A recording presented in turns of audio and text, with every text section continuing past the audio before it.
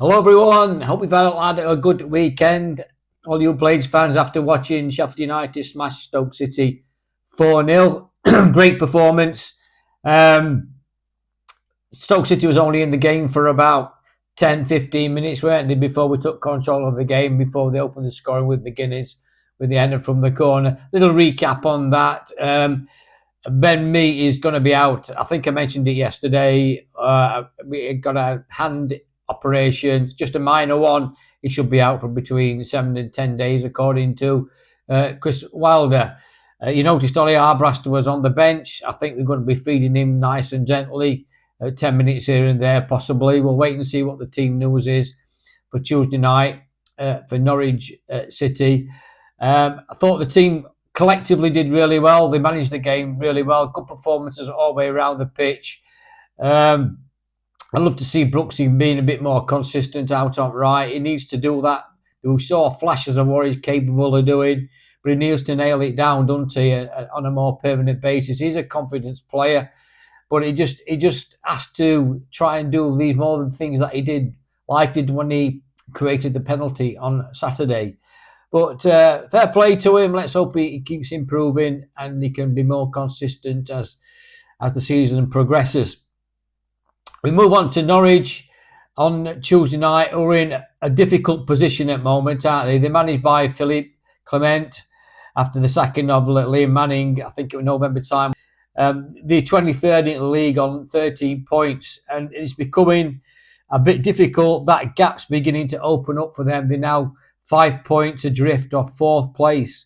So they can come to Bramall Lane. It's not exactly a free hit to come to Bramall Lane, but they need to get points on the board, don't they? So I think they could make it very difficult for us on Tuesday night. I know we're in form, I know we're playing well, I know the confidence is growing, but teams like that at bottom of the league, as we know ourselves, are scrapping like mad for points to try and stay in the league. And now they're setting for bottom. It's not looking good for them at this moment in time. So they'll be trying the hardest to get something out of the game. And it's up to us to nail it down, be positive, and just go for the jugular and get stuck into them and get another 3 points and make it 5 out of 5 if we possibly can. They've played 19 games overall. They only won 3, drawn 4, and lost 12, and a minus 11 goal difference. Their away form, they played 10, won 2, drawn 3, lost 5, and they've lost 4 out of the last 5 games as well, including the 3-2 defeat on Saturday at Watford after winning that game as well. So they'll be very disappointed about losing that game, won't they? So it's going to be an interesting game for us. Obviously, we think as Blades fans now the tide is turning and we're looking up the league now rather than below us. And we can only 8 points behind 6th placed Stoke City, who I thought they were a really poor side. I listened to bits of Mark Robbins' interview, and he felt that they were bullied out of the game on Saturday. They're a completely different side under Chris Wilder than Ruben Sayers. He was aware of that. Obviously, the players didn't take on board any messages that he must have got across to the players, because at all the corners, McGuinness, what Hamer was sending in, it was a bit like deja vu with 4-5 corners on the bounce, all in the same place. McGuinness flying in to try and head them home. A couple of times, 1 out of the 2, he scored. The other one was saved on the line by the keeper. So he had a great game, did Mark McGuinness, before he had to hobble off with a sprained ankle on Saturday. But look, it's really important. I'm not sure whether they'll be playing on Saturday, but on Tuesday rather. But Bindon did exceptionally well when he came on. He won all his headers. It was positive. It was determined.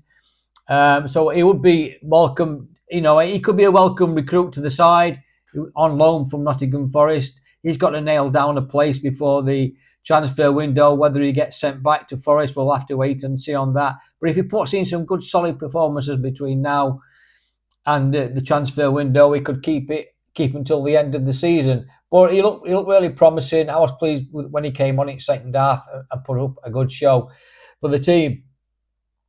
Hamer started, as we all know, instead of O'Hare. I think he had a bit of a slight strain, did Callum O'Hare. So he was rested a little bit. I think it was the right decision to do. Hamer came on, showed some quality, didn't he, in that shot in the first minute of the second half, where the keeper made a great save from a 20-yard shot.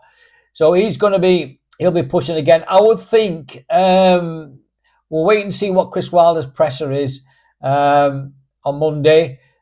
I wouldn't imagine they'll not take any risks at all.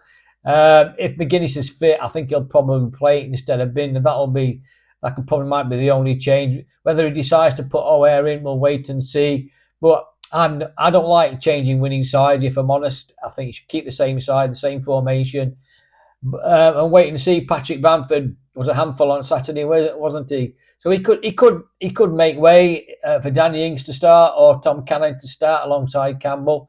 So it could be. We've got options now. That's the main thing. People are fighting for the places, aren't they? So it's going to make it that more competitive for the players to fight for the place.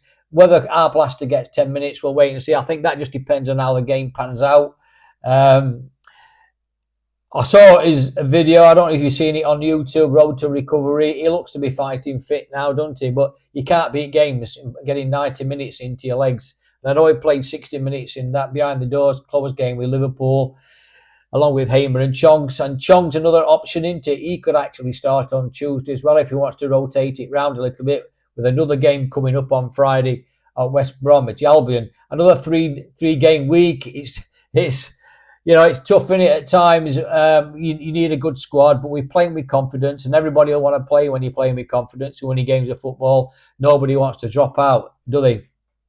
I think it's more harder for people like us who are doing content stuff and putting videos out, or having to do 2-3 videos extra during the week. It's no problem to me. I enjoy doing it anyway, but it is quite time consuming putting all the videos together. But I do enjoy it, and I take great pleasure in reading your comments, and I enjoy the fantastic subscribers that we've got in the group as well. So look, put your comments in. Let me know what you think the team should be. Would you make any changes? Like I said earlier, I don't think they should be. I think he might rotate it around. I think he's itching to get Chong on the pitch at some point, as he is with Arblaster as well. So it's all looking good for Blades at the minute. I'm a little bit wary of Norwich. Teams at bottom of the league will fight to the end. They need the points, don't they? They're desperate to get out of that bottom two, aren't they? I think it'll be quite a tricky game. I'm going for a 1-0 win, Blades. I mean, Norwich always put up a decent performances down at Bramall Lane. They make it hard for us. I know there've been some struggles in past with them in the past. When Daniel Farke used to be the manager down there, they used to come in and waste time and try all the tricks and everything to stop us playing down at Bramall Lane. But we look forward to it. We're positive. Let's see how we get on. Let's see if we can make it a 5-timer and keep moving up that league table. Then we can move on to West Brom on Friday and give it a right go down there, can't we, on Friday night? Thanks for watching. As always, really, really appreciate your comments you put in. I would do reply to everybody if I can. As always, I do appreciate that. And please like and subscribe and promote the channel as well as best you can. Thanks very much for your time for watching the video. I look forward to making another post-match one after the Norwich game, and then we'll do another one on Thursday, hopefully before the West Brom game. And one final, if Chris Wilder happens to do a presser tomorrow, I'll tag it on to end of this, and you can watch it at your leisure as well. Thanks for watching. Up the Blades, keep believing, and we'll get up that league table as soon as possible. Anything else? Yeah, it felt good.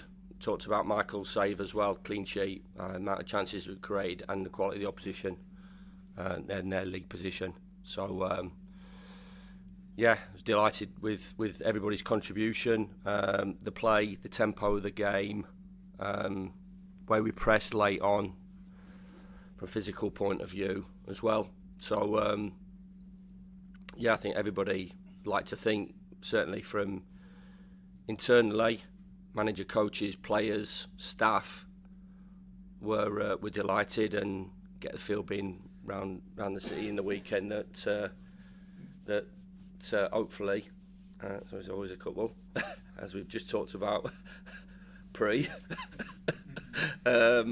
would have enjoyed the performance. You're winning home and away, you're scoring goals, you're keeping clean sheets. Are you the team to be feared right now in the Championship?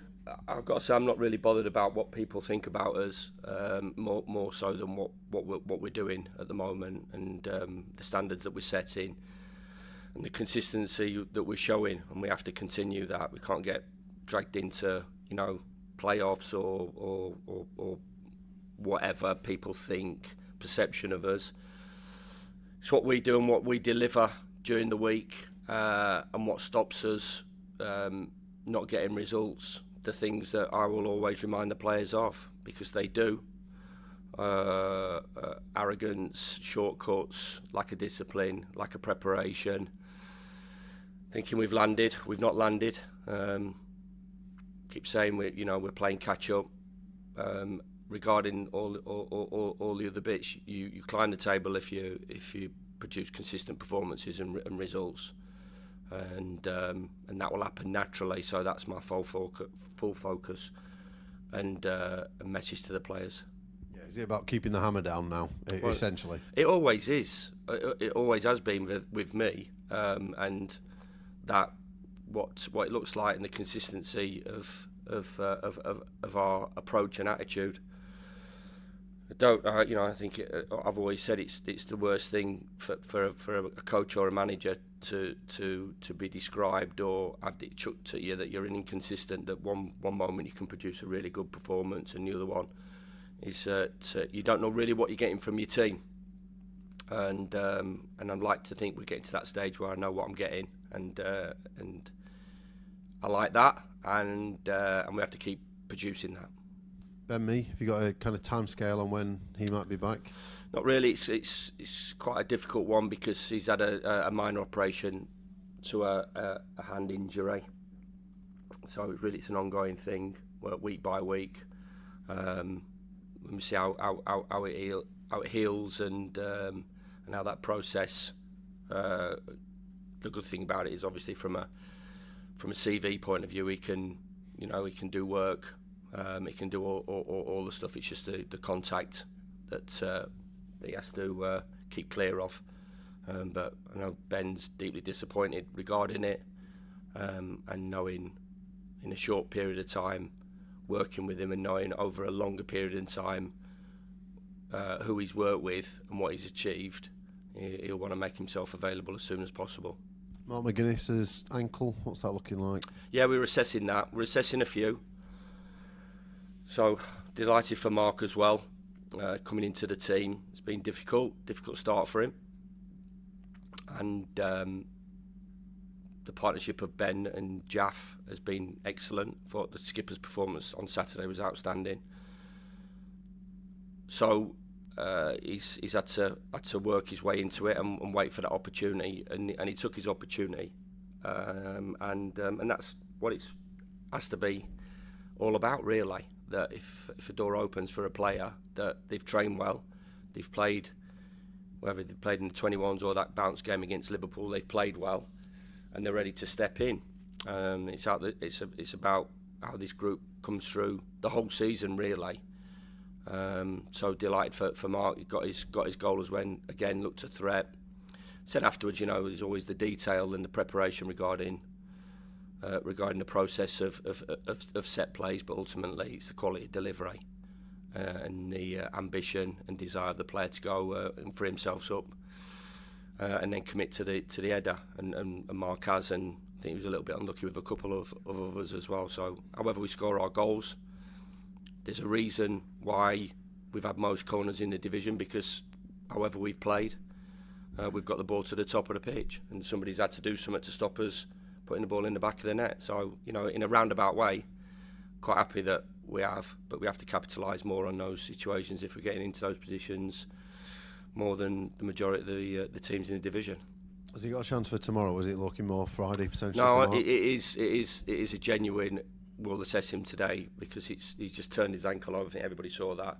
He just rolled his ankle, so swelling had gone down over the last 24 hours. So he'll roll in, and we'll give him as much time as possible.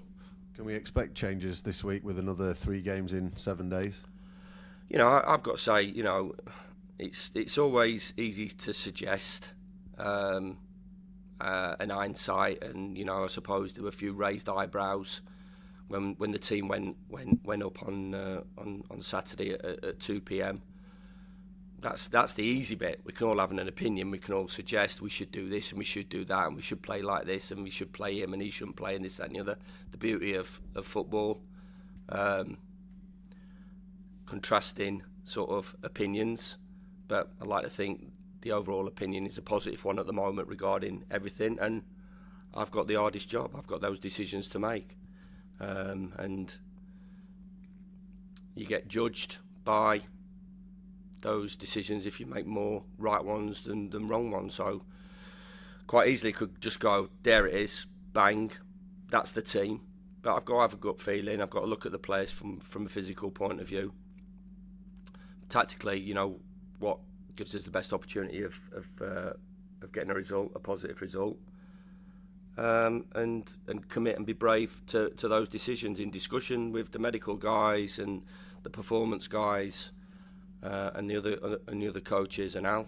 But ultimately, it lands at my door, and I suppose that's why you're in it. I like to think that's why I'm still doing it at a decent level now, because you try to make more right decisions than wrong ones, but sometimes you get it wrong and you're there and people are critical and are all over it. But that's the game that we're all in. But we'll certainly, everything is on the table. The good thing about it is that I've got a really good group, that the standard of the group, the bench is strong, players that are coming on the pitch. I thought Harrison's performance when he come on the pitch was outstanding on Saturday. He played against Leicester City and wrapped one of their wingers up. Fatouar, I would say, was the best winger in the division and did really well. So his performance levels were great. Tom Cannon coming on the pitch on Saturday after not playing, he possibly would have been a little bit disappointed not to start against his old club, but you've seen the attitude. There's no mumping about and moaning and groaning. The thing that stops us is selfishness, is all about going individual. Made a decision on Callum before the game. I could have risked it, but we didn't want to risk him. He's been outstanding as well. So there's a lot of good players trying to shoehorn into the team. So there's going to be disappointed players, but it's another tough week for us as a football club yet again. Saturday, Tuesday, Friday night. I think Ryan Mason at West Brom was critical of the fixture setup. I think we can possibly have that feeling as well, but we've just got to get through it and be together and making sure that the games.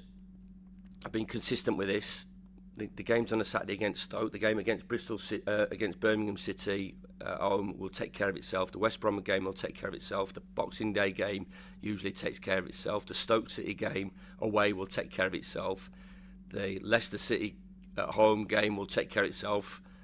Full house in terms of where we go, full house in terms of opposition supporters coming to Bramall Lane. This is a dangerous game for us because people automatically look at league positions. I suppose when they looked at our league position as well, and I should imagine, Mark Robbins would have been saying the same thing. Maybe the Leicester City manager would be saying the same thing. I think that Norwich City are obviously a club that we know very, very well. Change of manager, I know definitely there's been a culture change there, because football is a game that you hear a lot of things, and he's put a rocket up them, and looking at their performances as well, that's certainly happened. They've been improved in terms of their performance. Watched their game on Saturday lunchtime. I think they were unlucky not to get a result. I think 2-2 when the boy goes clean through, he scores, then maybe it's a different outcome. They've got quality players all over the pitch, and he's trying to put them together just as much as I was trying to put our lot together. And he's had to do it later than what I've had. So no doubt that they'll get the results. And if everybody's not right, players, me, coaches, supporters, I certainly know the danger of this fixture. It's nothing to do with a league position or current form. It's to do with two teams that have got good players that are both desperate for a win. And if we shortcut it, and if everybody shortcuts it, if punters shortcut it and think, I'll just roll up and, it's just going to be, a walk in the park. It isn't. We've got to do the same things that we've done at Leicester, done against Stoke on Saturday. We've got to get a lot of things right to hopefully have that feeling come 10 o'clock on Tuesday night again. Are you surprised to have seen them struggling this season, Norwich City? Yeah, I was, because I thought it was a good appointment from Bristol City. So, and he's a local guy as well. So I think everybody was. I tipped them to be in and around the top 10. Personally, looking at the start of the season, and what he achieved at Bristol City. But these are things that happen, and as we talk about, and as I said, we've got decisions to make, but people still don't realise how difficult it is to win a game of football. I think they just underestimate it, and it is, and obviously it didn't go the way that maybe the sporting director wanted it to go, and certainly the manager wanted it to go, and the players, and you get to a situation where there's a change, you have to move on. So with the quality of the players that they've got, where they've been as well, Premier League with us a couple of times as well. So all the positives that go with that from a financial point of view, and established football club. I know we always have our run-ins with them, but it's a really, really good, well-run football club, established football club, good, strong fan base, produced their own players. And I think it just shows you how difficult it is to win games, and how difficult this division that we compete in is. If Mark doesn't make it this week, how impressed were you with Tyler Bindon coming off the bench at the weekend and the performance that he put in? Yeah, really, really impressed. Tyler's been great around the place. Another one who's had a difficult life to his difficult start to his Sheffield United life career, but gives everything in training, and yet again the door opens.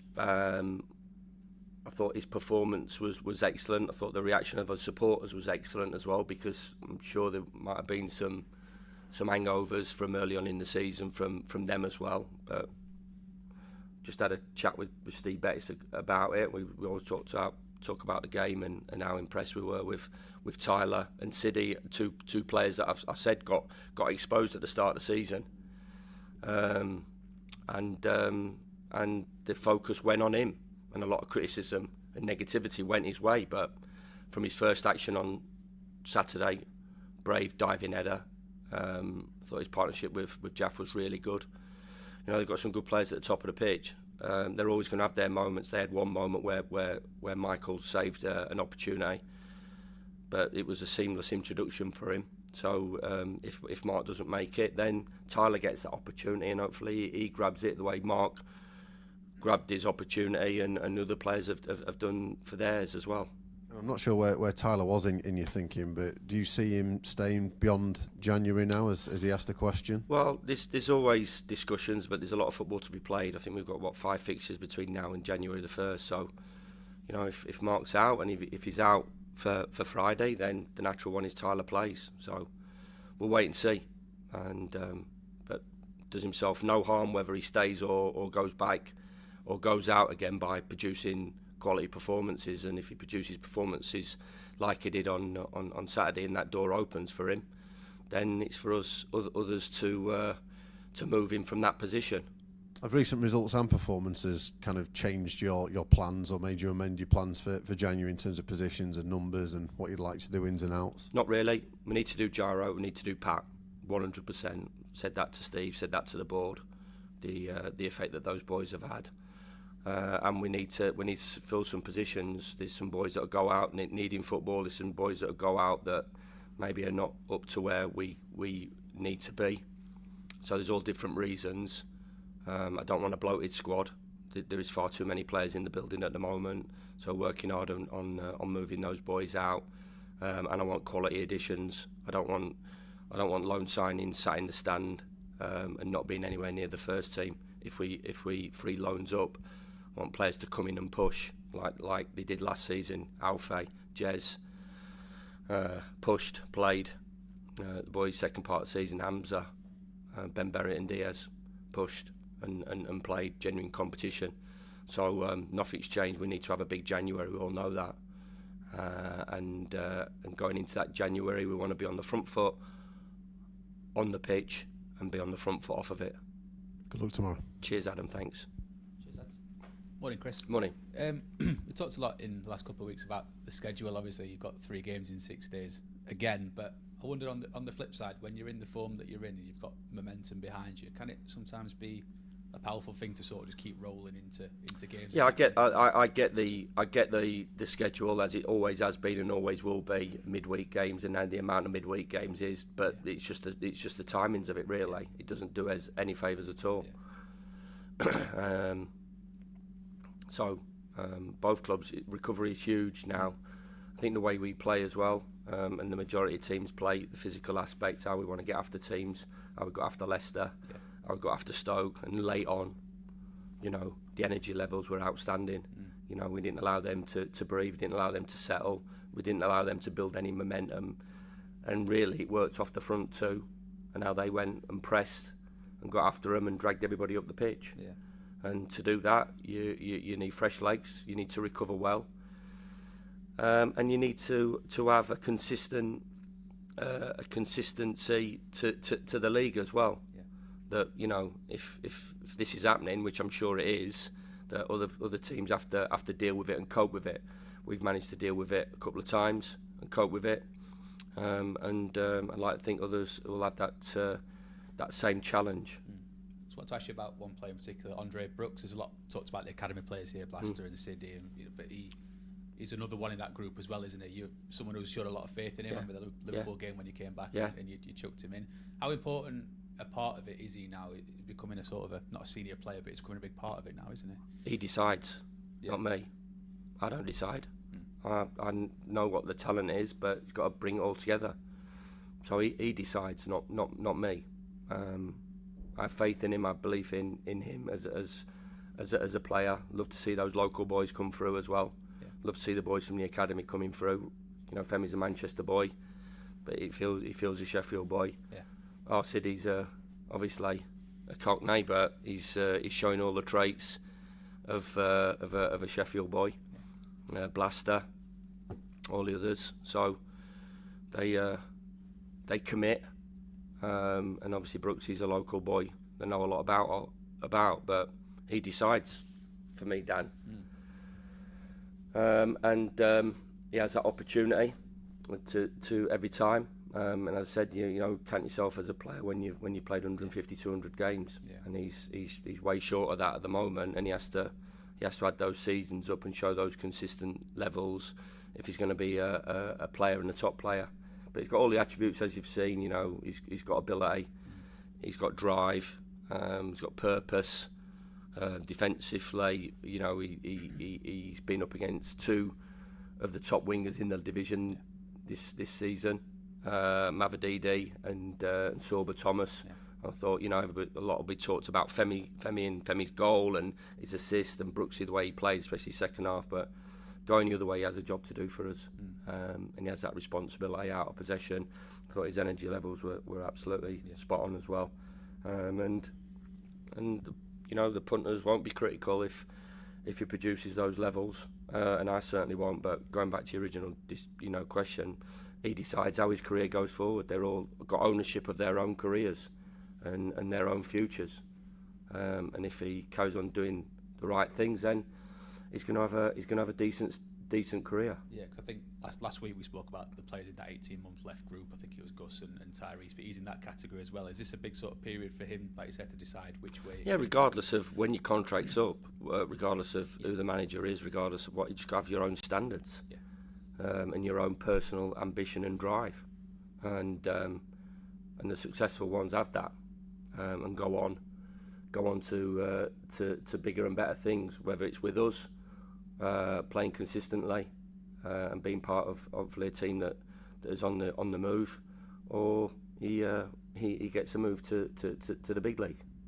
Coming up to silly season of January, yeah. I'm sure you know, and there was talk over the weekend of some interest in Tom Cannon, perhaps from elsewhere. How do you see that from your perspective? I think there'll be interest in all our players. There'll be questions asked to us just as much as I'll be asking questions to other football clubs. I want to keep the main actors, and Tom's the main actor for us. I want to keep all those boys. Competition for places at the top of the pitch. I've got options now. I want to keep Pat. Want to keep Gyro. Good competition in the middle of the park. There's some positions that we're a little bit light, and some positions that will be freed up by players going back. Mm-hmm. So that's where we will try and improve.